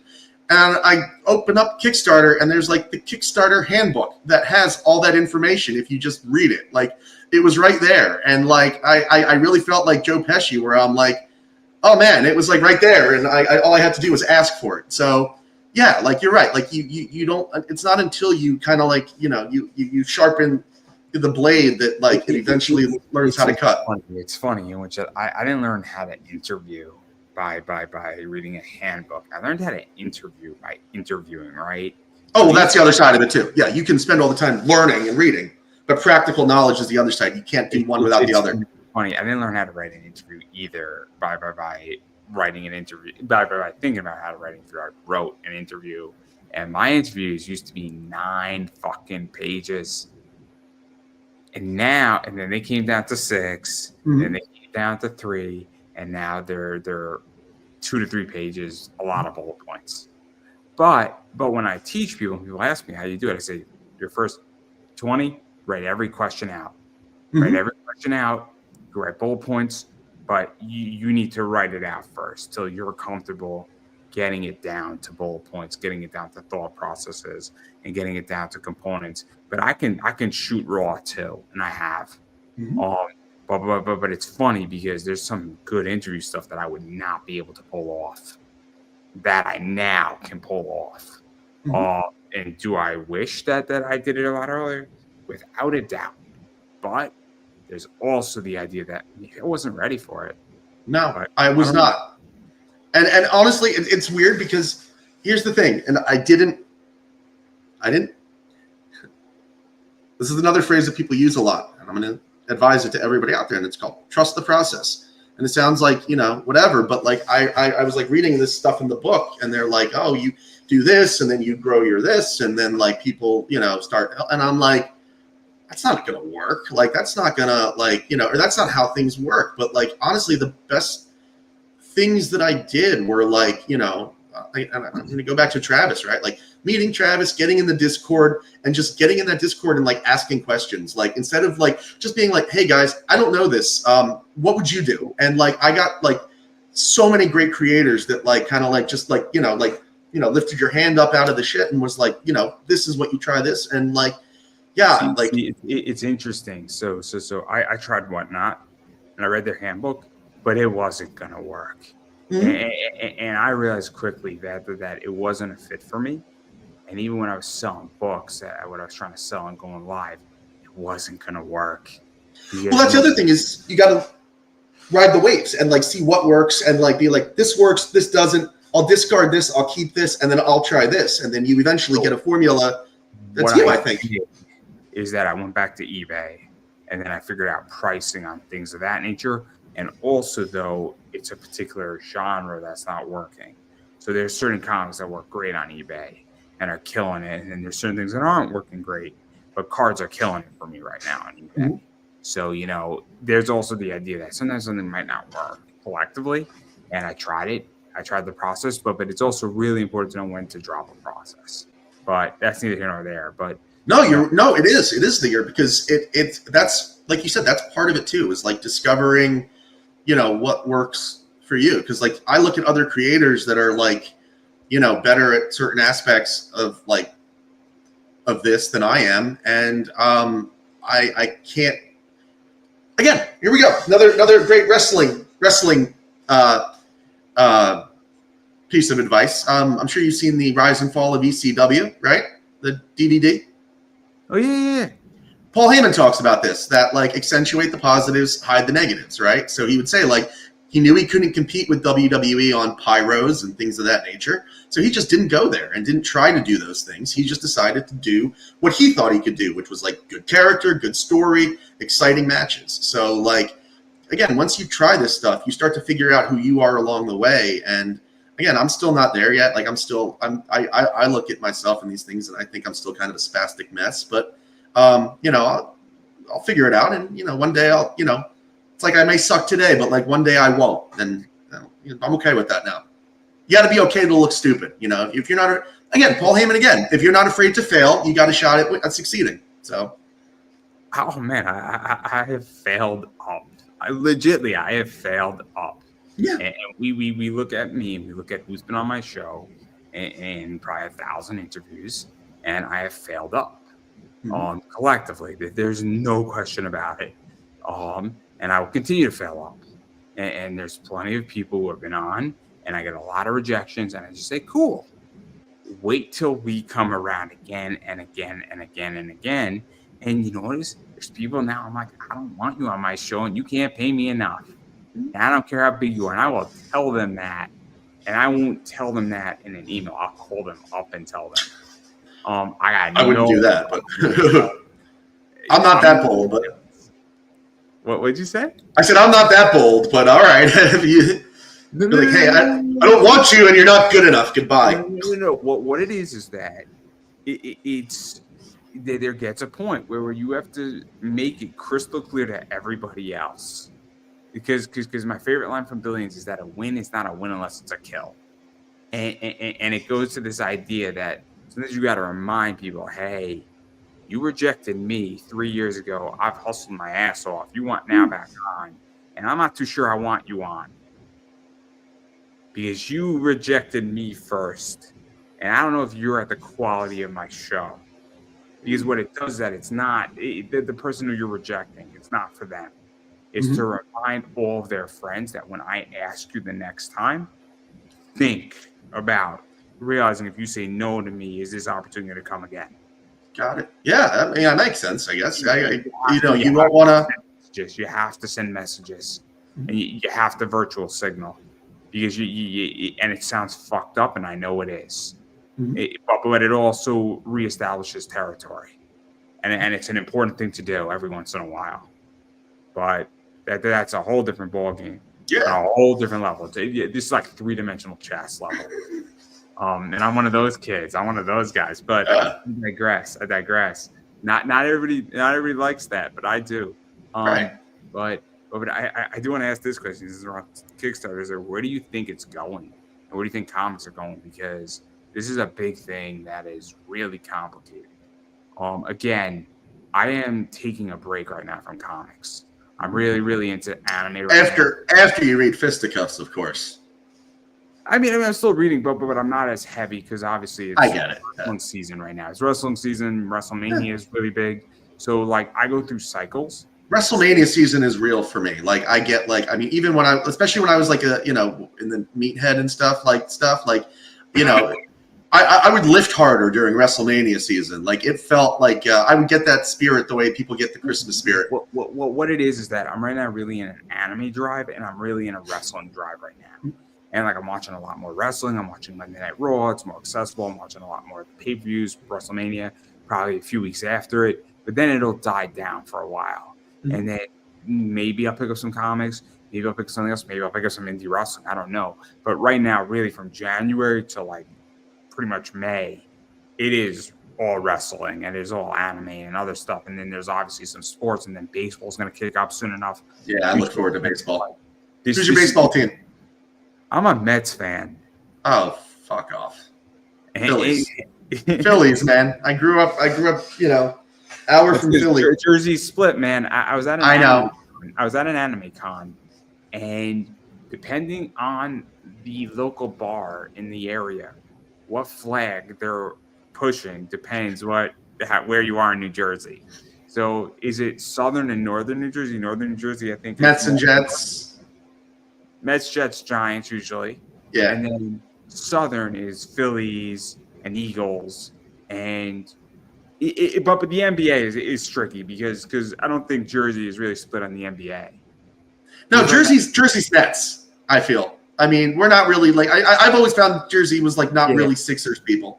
Yeah, you don't see a bar waving an eagle like a Sixers flag. Like no offense to the Sixers, but also, or I mean, I don't remember a lot of Flyers too because we had the Devils and shit. Like they were like, and the Islanders too were like North Jersey, right? So yeah, like I remember because I grew up in like central, like I grew up in like Hamilton, right outside of Trenton, and it was a big deal when we got the Trenton Thunder, like the minor league team. That was like our thing for a while, like Old Waterfront Park, and then it became like most minor league teams do, just kind of a less significant thing. I mean, look, I'm a Knicks fan. I'm in Connecticut. I grew up in New York. I work in New York. I work in Westchester. So I enjoy the Westchester Knicks. It's the G League. The G League is some good shit. Mm-hmm. Like it's good basketball, guys. So if you have a G League team around, oh my God, it's absolutely wonderful. Never even heard of that. So the G League is like AAA basketball. Okay.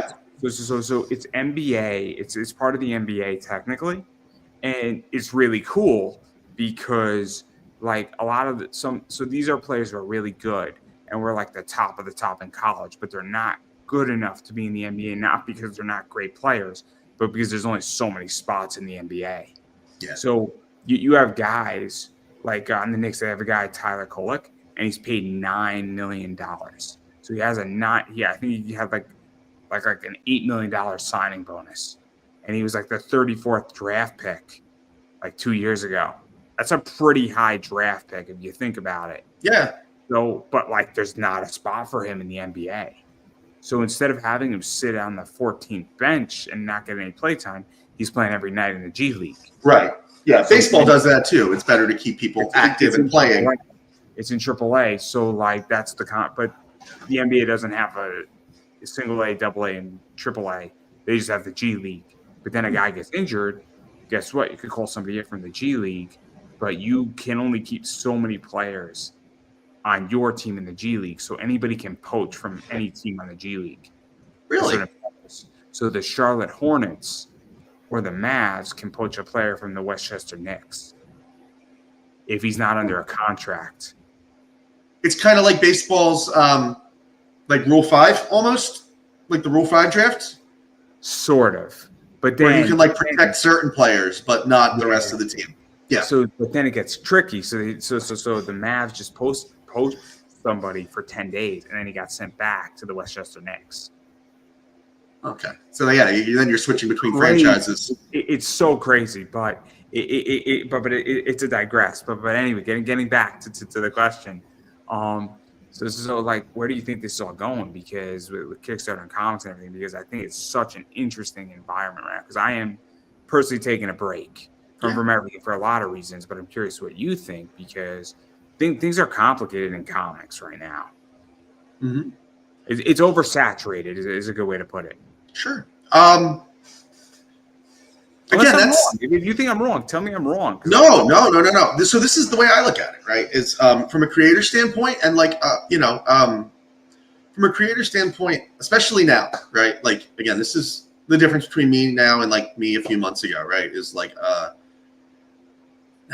now like I'm not gonna spend time trying to like analyze that stuff, because like it'll just wind up like, I feel like that's where madness lies, right? When you start like second guessing stuff, like oh, well, is the market slow? Will the market get better? Should I hold off on this? Like, I personally believe that like cream rises, for the most part.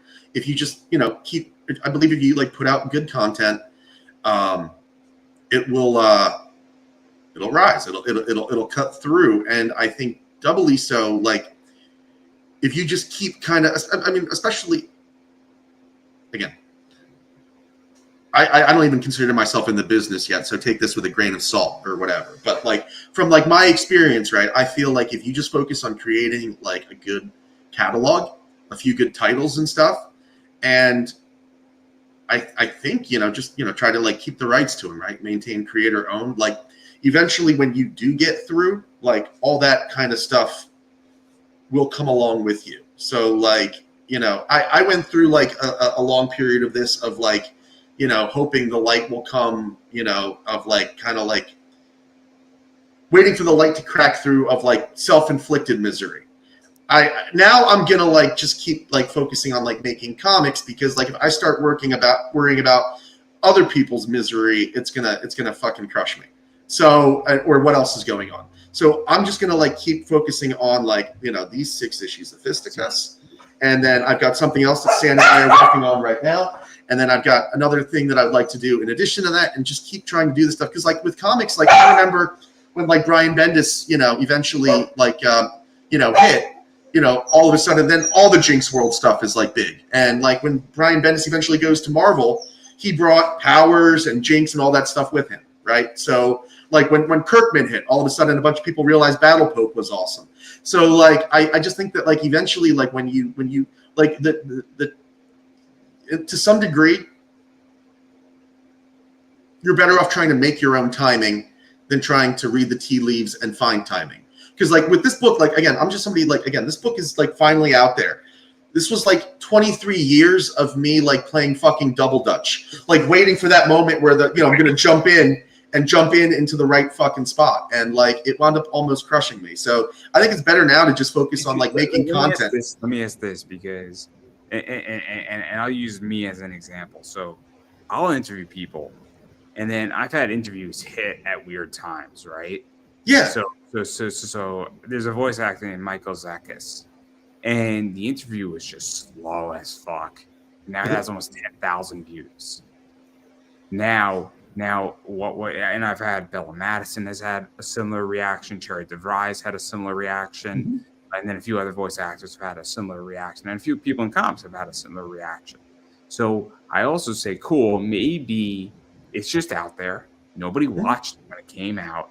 I pumped it out. It got a few views. But then all of a sudden, turned away 2 years later, it's got 4,000 views.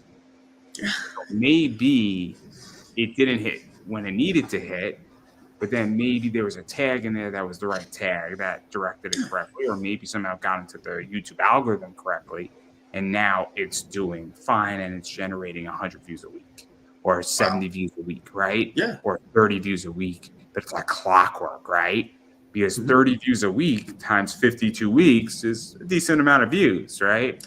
And then what starts happening is that once you get to 10,000, then it goes up to 35, right? So it could also be that something doesn't hit today. That doesn't mean it's not going to hit tomorrow, but you got to get something out there, right? Like, but that's also how I view it, is that a product doesn't have to work today, right? For it to be valuable or work tomorrow. It could also be that a product might not work in floppies. Or yeah, exactly. I mean, that's something that I thought about too, right? Like, I personally want it, I'll use somebody as a really good example. Mark Sears. Do you know who Mark Sears is? Not off the top of my head, no. Mark Sears does the Monsters books. So Monsters 1 through 8 was all funded on Kickstarter. Okay. Mark Sears is killing it right now in variants. His variants at Bird City and at KRS and a few other places are slaying it. They sell out within like 2 minutes. 450 copies at $35 to $40 a piece sell out in 2 to 3 minutes, and they're desirable. And then they trade for like $80 to $90 on eBay all day. Yeah, and you just have to find your niche. Like, that's something that, like, somebody, one of my favorite inspirational things I go to is this old DVD. It was an HBO documentary called Bafo, where like a bunch of people talk about the film industry, and they always quote. They go back to the old what was his name, Goldman, the producer, William Goldman. Nobody knows anything. That idea that like nobody, like when you try to like create like manufacture hits or manufacture success, like it doesn't work. Like or like if you say this person's thing works, you'll give you an example of somebody that didn't work. There are two YouTube videos that I've done. I explain what an OVA is. It has like 45,000 views. It's me speaking bad, me speaking looking bad, poor quality, and people are like, "Dude, this is the best fucking video ever." I'm like, yeah. And the reason why people said is you explain something in 3 minutes or less that answered the fucking question. Exactly. I don't care how you look. I don't care your background. I don't care. You explained it articulately, and it's great. And then the second other thing is this thing that has like 28,000 views on YouTube of Bella Rockefeller explaining something. And well, Bella Rockefeller's in a bikini. She's cute. She looks good in it. And then she's just talking about something, and obviously it kind of hits the whole video. Yeah. How the fuck did this thing get 26,000 views? Like, what the fuck? Like, and then I'll explain, hey guys, buy this stock and you'll get rich and you'll retire if you throw $1,500 into it. Not a fucking view. You'll get rich and you'll be set for retirement, and you'll have $1,000 coming in every single month when you're 65 and you just follow these 5 steps. Not a view. I mean, everybody, yeah, because again, it's just totally, dumb luck to some degree. It is kind of, I think, on some level, like catching the algorithm, just right. Like it's whatever. But like, comics, right? Like everybody's got their own like secret sauce. Like, you hear about like creators, Dave Byrne, who does like most of his or not most, I don't know most of his business, but you hear he does like a lot of business from all the variant covers and stuff, and like that's, people like the collectability of his work, and his stories are great too. Like I loved Steak, and that whole universe that he did, but like his niche, I guess, is like kind of doing the collectability of his covers, and like everybody's got one. But like to answer your to bring it back to your earlier question about like where do you see like Kickstarter going and comics going? what I hope, right? What I always hope is that, like, you know, what you wind up getting are just, people that are concerned with telling like a really good, important personal story, rather than like, the other side of it, right? Because like I feel like if you start with like something that you want to like say or express or whatever, like it gives people to like, something to hang on to, right? That's what I was getting at with the elevated smut earlier, right? It's like doing those kinds of like John Waters or, those kinds of stories that I like, or, but like doing like, don't start me on John Waters. Oh, I love John Waters. John Waters. I mean, have you seen Pink Flamingo? Of course. Cecil B. DeMenden's my favorite, though. I love Cecil B. DeMenden. The movie guy in me loves that one. And of course, Crybaby. But yeah, John Waters is the man. But like doing that kind of what? Dirty Shame. Okay, so when we get through Fisticuffs all the way through, we're going to talk about a Dirty Shame because there's a connection, and we'll talk about it one day. But that's what I meant, right? Like you can do those kinds of stories that are like that kind of, spirit and that kind of sense of humor. But like if you attach that to like an emotional story or something, personal, you can do something kind of like special. And like that's what I was trying to do, with this story. Oh my God, just John Waters. Oh my God, just amazing. I love John Waters. I originally, you'll appreciate this. I originally, when I was like working out the different pitches for like Fisticuffs, there were like several different like works, in progress. One of the ones I used to describe it were if John Waters and Martin Scorsese collaborated to make a comic book, that would have been Fisticuffs. And I think that's a pretty good comp, like those, if you put those two together and put it into a comic, that's where like Fisticuffs gets you. There's something there, but I love John Waters. John Waters is. Oh yeah, I love John Waters. But anyway, I want to back into all this, and I do want to ask you two more questions. Absolutely. Before I allow you to promote yourself. So, how is John Cena versus Cody Rhodes going to end? Because this is what we all want to know. Mm-hmm. And doesn't involve Travis Scott. Because these are the important questions of the day. Okay. All right. We need the sage. I got you. I know how this is going to go, or how this should go. I was going to post this rant online, so you're going to hear it here first. This is how I would do it. And if you like my storytelling here, I strongly recommend Fisticuffs, because if you think I can... Okay, anyway. So this is how I would book WrestleMania. On night 1, Charlotte beats Tiffy. Clean. Also on night 1. Now, I think we've strayed away from this now based on what happened on Raw last night. But also on night 1, I would have Jey Uso beat Gunther. Clean. Then CM Punk comes out, cashing in his favor, and demands a main event with Jey Uso, and he would take the world title. On night 2 of WrestleMania, I would have Bianca Belair turn heel and win the world title. And I would have John Cena win dirty and win the world title. You would unveil a corporate structure that was all set up by The Rock. And the next night on Raw, you debut a mega heel stable of a corporate Charlotte, a corporate Bianca, CM Punk and John Cena in suits, and we're going to throw in Logan Paul and Dominic Mysterio, and we are going to make the most elevated nuclear heel stable imaginable, and do kind of like a corporation meets NWO, for Cody and Roman and those guys to lead the resistance against. But that's what I would do. I would just turn everybody heel and make a mega heel stable. So I'm not against I like the idea of Cena, Dominic Mysterio, Logan Paul. I'm not too sure we want Charlotte in there, and I'll explain why. I don't think the women should be in this because I think it's going to detract. Oh, I always wanted I wanted the bloodline to include like Nia and Naomi. Like I always want that like mega heel thing. But I get that.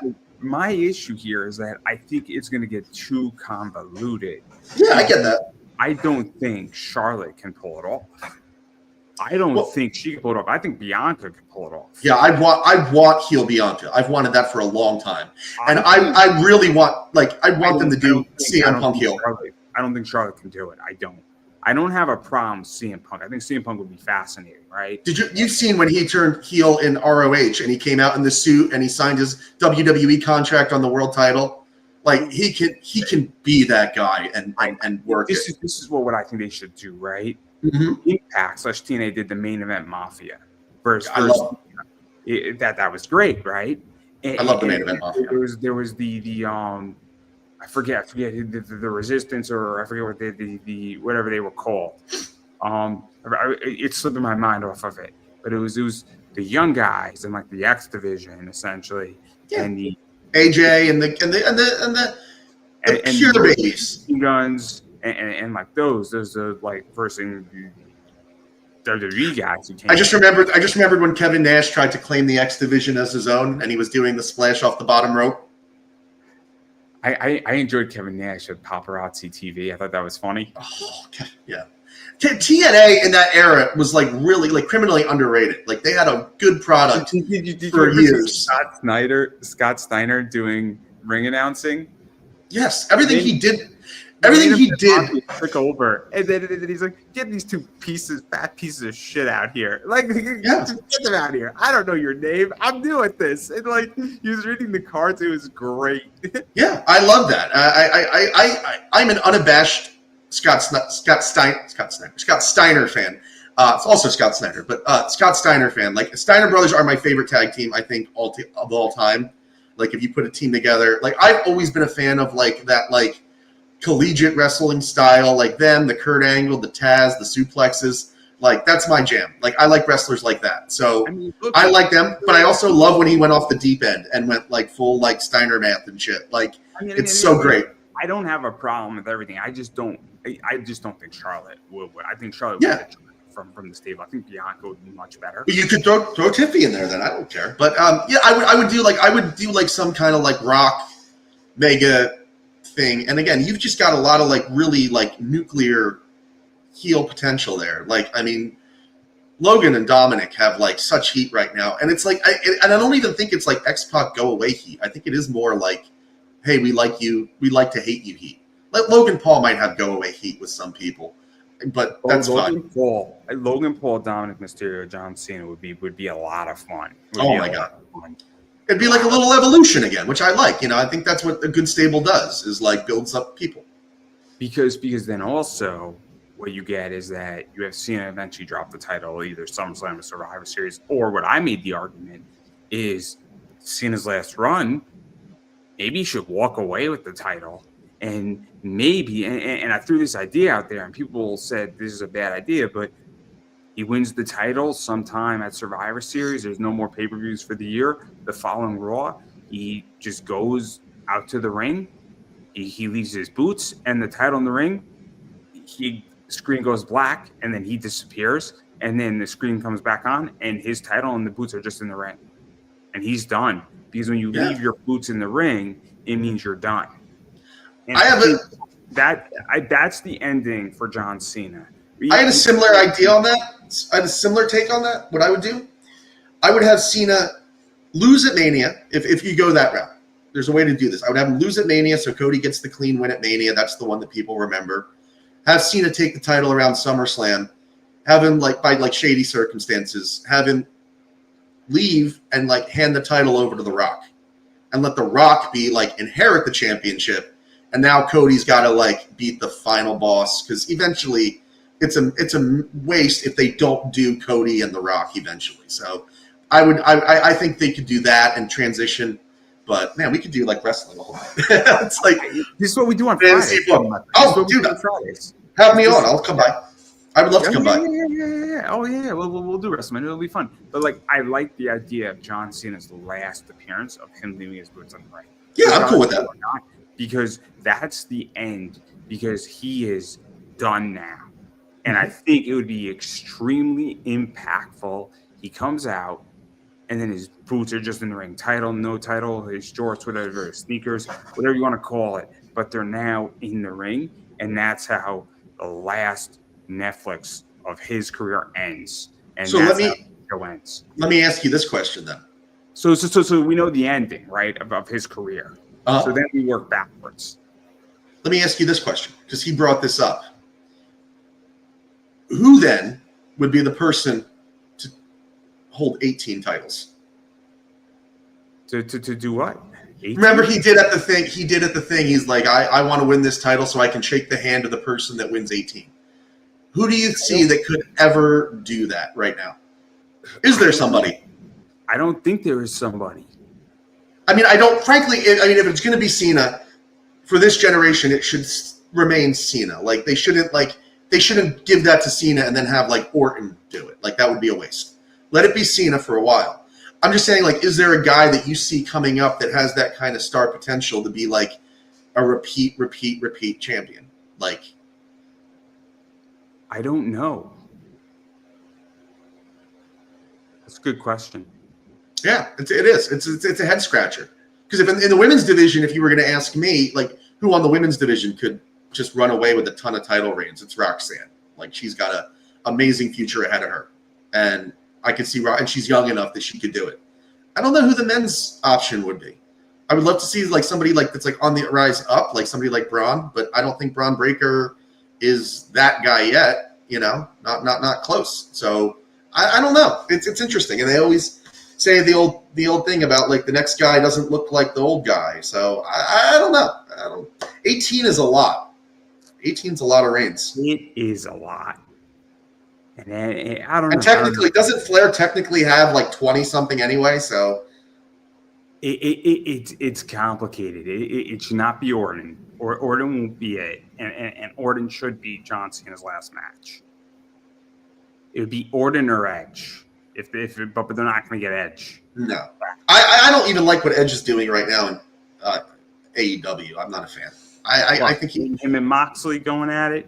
Oh, I'm not a Moxley guy. You're going to argue with me about this all day. I don't like Moxley at all. Frankly, I subscribe to the school of Stone Cold was right when he called him out on his podcast, and like, you know, he's like, step up, grab the brass ring or don't. And what happened? I think he just kind of like shrunk up and he didn't. And I'm not a fan. I don't like Moxley. I know other people. I have friends that argue with me about this to the death, but I'm not a Moxley guy. Oh, that's a shame. I know. I did for a while. There was, you know, for a brief while, my dog was, before he was Parker, Moxley was in contention for a name. I thought Mox would have been a cool name for around the house, but I'm glad I didn't now. Boy, oh boy. Oh, that's what was your number two? You said there were two questions of the day. That was one. What's number two? Oh, man, I'm out of ideas now. No. Oh! This was so good that it slipped my mind. Yeah, well, I get that way with wrestling, man. We'll get lost on wrestling, and you know it'll be. But no, it was good. It was good. But I do want to give you a chance to promote yourself, Swick. Absolutely. Follow you, hit you up, all that fun stuff. Sure. Once again, my name is Fred Schwartz. I'm the creator of a book called Fisticuffs. Fisticuffs is about a functional drunk whose comfortable life derails when a one-night stand has deadly consequences. It is absolutely for fans. Actually, I had the most flattering comparison the other day. Somebody compared our work to Garth Ennis and Frank Miller. So I think that's a very fair comp. I get a lot of Preacher comparisons. So for fans of The Boys and Preacher and the works of Frank Miller, it is absolutely for you. Again, somebody that, you know, if you would like to see a John Waters meets Martin Scorsese in a comic form, also for you. Tarantino comic, another good way to describe it. I would encourage you guys to take a chance on this because the team, Stan Yak, Robert Nugent, Dave Sharp, are all amazing professionals. Did a job beyond my wildest dreams. I could not be more proud of this book. It'll probably be like I'm certain I won't live long enough to ever spend this amount of time on a project again. So I urge you to take a chance on it. It is. Fair warning, it is mature content, potentially triggering for some people, so be advised. But if you do think those kinds of books are your bag, absolutely check us out. Give us a chance. And, to quote another movie that I like quite a bit, if you put your faith in myself and JT Marlin, we will not have to ask for it again for all you Boiler Room fans out there. But give us a chance, give us a read, and I think you'll like what you see. And as far as catching up with us, Fisticuffs is on Kickstarter right now. We end on March 28th at 3 p.m. So please, we are very close to the threshold right now. Before we started this, we were $141 away. I would love nothing more than to get over that threshold today so I can start working on these stretch goals that we're working out. We got a sneak peek of something that Stan and I are working on as a potential stretch goal. So please jump on board, give us a shot, and I hope that we will reward you and satisfy you thoroughly. And to find me, you can find me at www.schwartzart-llc.com. Schwartz is in my last name, art, all one word, -llc.com. And you can find me on social media, on Facebook, Instagram, Blue Sky, all those things, at Schwartzart LLC, all one word. Thank you.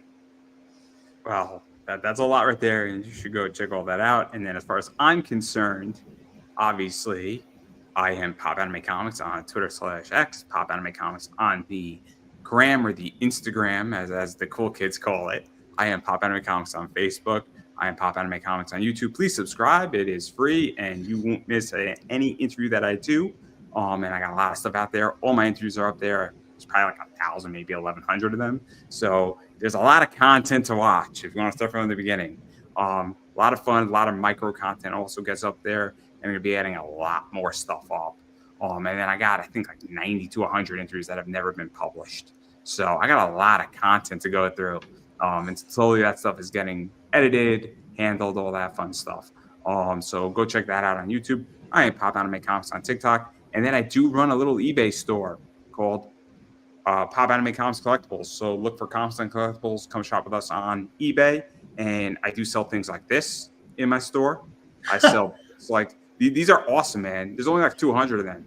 It was print to order and nobody ordered it. It's like anime John Cena. It's awesome. I hope he shows up with a shaved head. It's gonna be wonderful. It's gonna be awesome. And then obviously I sell this stuff. I sell stuff like this in my store. I sell baseball cards like this. So they put bases in cards. I sell a lot of WNBA stuff like this and this as well. And unfortunately, you might have missed it, but I did pick up this card and I did sell it. So this is a 101 Diana Taurasi card and a really expensive WNBA card. One of them in the world, she signed her retirement card and a really cool card in that realm. So I do carry stuff like that in my store as well. So if you're looking for really cool stuff, rare cards, everything, and I sell everything from $7 cards all the way up to $1,000 apparently. And I have some really cool stuff. And I can show some of this stuff actually because I have it right here. I have one of these, which is a Jaden Daniels Born patch card. And there's only 10 of these in the world. Expensive card, and it's up for sale in my eBay store. So I'm asking $700 for it. So it's an expensive card, guys. Super expensive. Sold out in about 30 seconds. So great quarterback. Awesome. Arguably one of the best rookie quarterbacks ever. And it's only going to go up in value. And I think once football season starts, if it doesn't sell, I'm going to raise it up again. And there's only one of them up on eBay right now. And I know because it's mine. So super expensive card. So I do sell stuff like that as well in my store. So, but again, as I stated, I sell everything from $7 cards all the way up to $1,000 and then some. So you never know what's going in my store. And I have said this before, that if you are looking for something and it's not in my store, shoot me a message and ask, because I may have it. And if I do, and I'm selling it, I'm more than happy to hook you up with everything that I'm selling. And if I do not have it, chances are I know somebody who does have it. And I'm more than happy to point you in the right direction. I've done it for plenty of clients and more than happy to help anybody in that regard because I get it. Collecting can be hard in finding things, buying things, and all sorts of cool stuff of that nature. So, yeah. So, again, I run a pretty good store. So, feel free to hit me up, everybody, if you're looking for stuff or just buy from me. Links down in the description down below. Means a lot, and I got everybody covered on that front. And if you're not looking for anything, that's cool too. YouTube's free, so you have no excuse not to subscribe to my channel. It's free. It's not going to cost you a penny. It means a lot. It means a lot to me, more than you can imagine. And then watch my content too. Just don't subscribe. Actually watch it and like it and heart it and share it because that also helps tremendously. Because only real fans do that. No, I'm not one of those guys. I hate those posts. They drive me crazy on Facebook. But anyway, that's everything that I got going on. Again, it's all down below. And on that note, I'm going to give you the final word. Yes, guys. Just going to say thank you. I just want to express my gratitude, right? Like, this has been a long journey. I just want to thank you to everybody that's helped get me here, anybody that's helped support the project before it went live, everybody that's helped and turned out in this first week. This is only day 8 we're on, and we've already made quite the impact. This is my dream project. This is me kind of like putting myself on a page, and I hope that you guys enjoy it, and I hope you guys get as much out of it as like this last week's got given to me. It's been wonderful, and I'm grateful and glad and excited, and I hope you join us. I don't think I could have said that any better myself, buddy, and that is a wrap.